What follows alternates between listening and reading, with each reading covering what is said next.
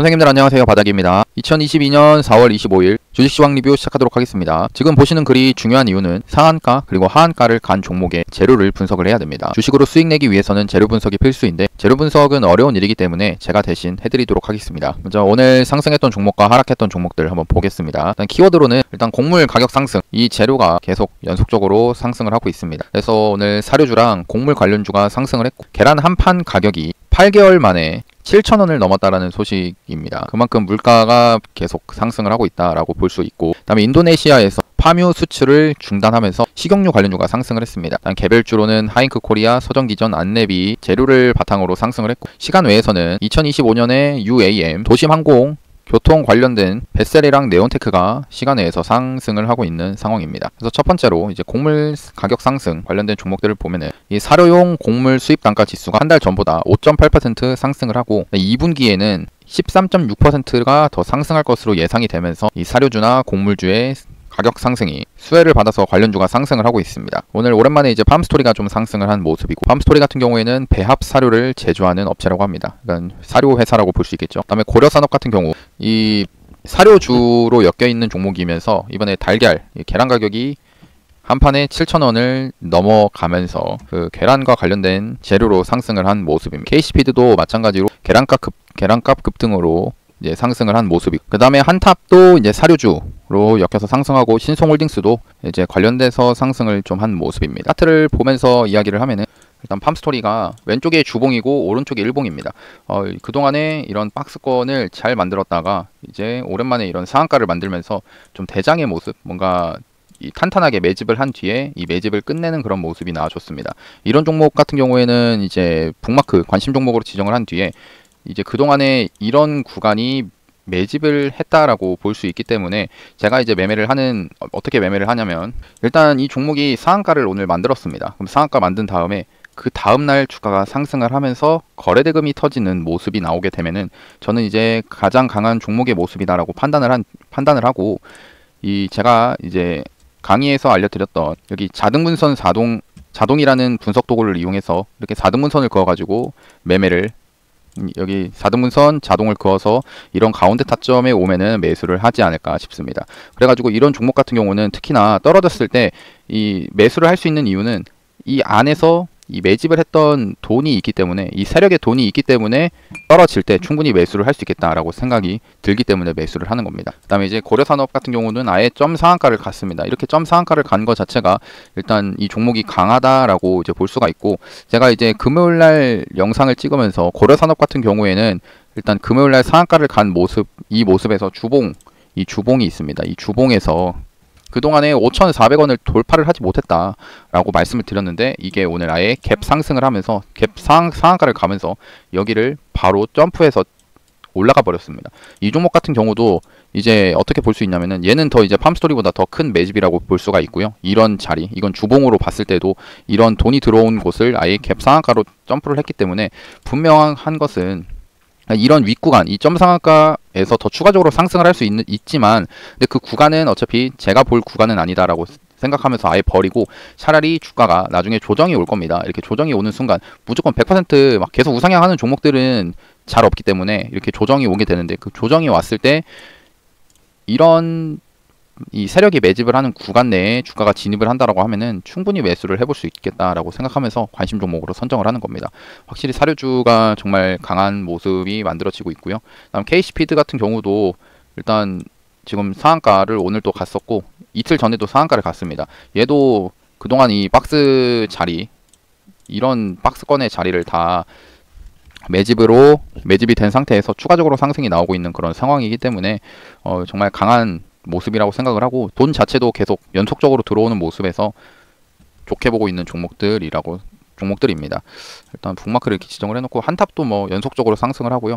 워낙에 이제 사료주, 이런 곡물 가격 관련된 종목들이 많은데, 여기서 이제 조금 이제 판단을 해야 될 것들은 그냥 뭐 신송홀딩스도 이제 상한가를 갔으니까 하지만, 팜스토코, 그다음에 이지홀딩스 이런 것들은 잘 안 건드리시는 게 좋습니다. 왜냐면은 이렇게 상한가를 간 종목들이 많은데, 이 상한가를 간 종목들을 건드리지 않고 상한가를 가지 못했던 이런 뭐 3등주, 4등주를 매매를 하게 되면은 나중에 이제 그러니까 상한가를 갔던 대장주가 하락을 할 때는 한 5% 하락할 때 이런 팜스코라는 종목은 10% 하락할 가능성이 큽니다. 그래서 이런 종목들을 매매하기보다는 차라리 최근에 이제 새로 올라왔던 팜스토리, 고려산업 같은 종목을 이제 보시는 거를 추천드립니다. 그 다음은 인도네시아 파뮤 수출 중단에 식용유 관련주가 상승을 했습니다. 세계 최대 파뮤 생산국이자 수출국인 인도네시아가 식용유 원재료의 파뮤 수출을 중단했다라는 소식인데요. 인도네시아 같은 경우에는 세계 파뮤 시장 공급량의 절반 이상을 차지합니다. 이게 절반 이상을 차지하는 인도네시아에서 추후 고지를 할 때까지 파뮤 수출을 금지하기로 했는데 이게 생각보다 큰 이슈라고 생각합니다. 앞에 사료 이슈든지 뭐 이런 걸 많긴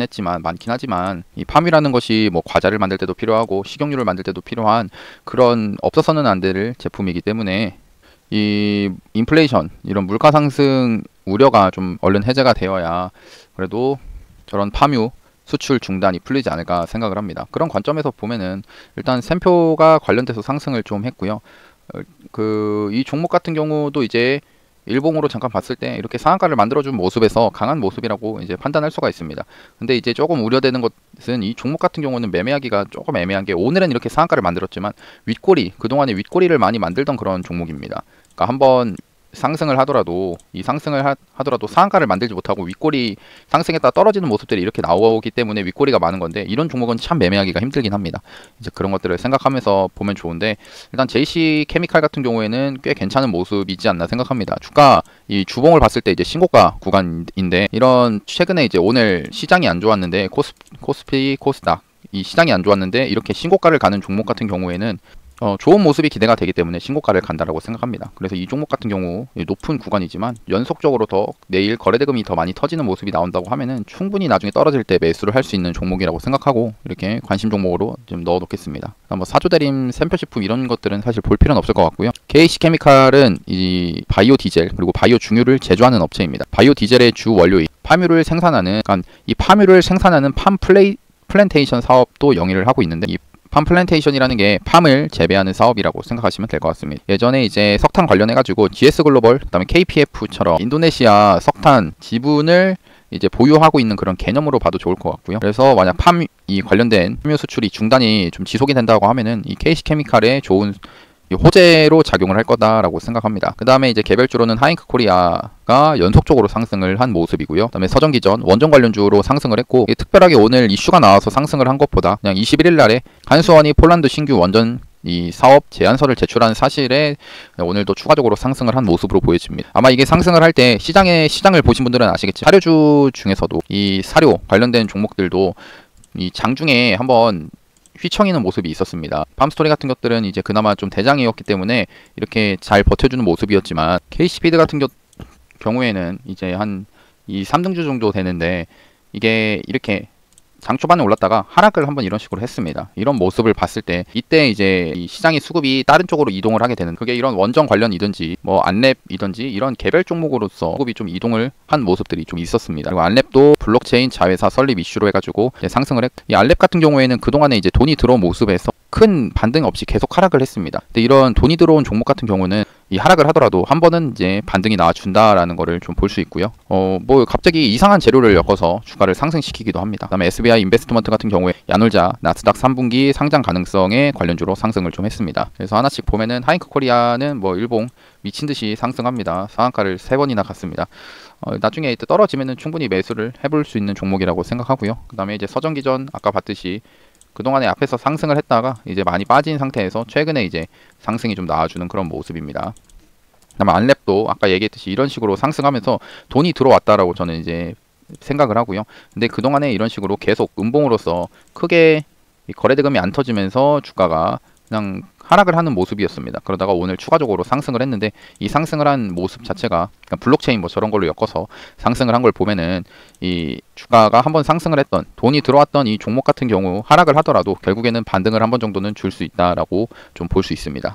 그 다음에 SBI 인베스트먼트 같은 경우에는 아까 봤듯이 야놀자 그 나스닥 3분기 상장 이슈로 해가지고 관련주로 상승을 했습니다. 하락 종목을 보면 일동제약은 이제 코로나 확진자가 하루 평균 3만 명대로 떨어지면서 치료제 관련해서 좀 하락을 한 모습이고, 그다음에 이렌텍도 그동안에 꾸준하게 상승을 했다 조정이 나왔다라고 보여지고, FNF 같은 경우에는 하락 추세였습니다. 계속 역배열로서 하락을 하던 종목이 저점을 깨고 내려가는 모습이고, 현대사료는 그동안에 이제 많이 상승을 했던 상태, 요 며칠 계속 하락을 하고 있는 그런 상황입니다. 다음에 LNF는 2차전지 종목 고점에서 차익 실현 매물이 나온 걸로 확인이 됩니다. 일봉으로 보면은 일동제약 어제 이제 양봉으로 상승을 했지만 오늘 이제 코로나 관련돼서 확진자 수도 줄고 지수도 안 좋은 상황이었기 때문에 주가가 이렇게 하락을 했다라고 볼 수 있고요. 다음 이렌텍 같은 경우는 그냥 꾸준하게 상승을 하는 이런 실적주라고 생각합니다. 그냥 실적주가 오늘 이 높은 구간에서 조정이 왔다라고 생각하고, 이 조정이 언제까지 올지 모르겠지만 이런 종목은 또다시 상승을 할 가능성도 존재합니다.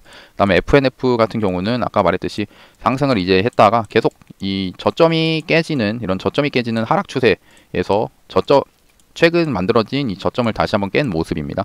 현대사료는 또 아까 말했듯이 이런 올라가는 구간에서 이제 조정이 나오고 있는 상태고, LNF 같은 경우에는 이제 제가 한번 전에 얘기했던 게 이런 구간이 앞에 있는 이 전고점을 넘지 못할 수도 있기 때문에 이 쌍봉에 대해서 조심을 해야 된다라고 한번 말씀을 드렸습니다. 그 얘기할 때가 이 순간 이 조정이 나올 때였는데, 근데 이 순간 뒤에도 추가적으로 한번 연속적으로 상승이 나오더라고요.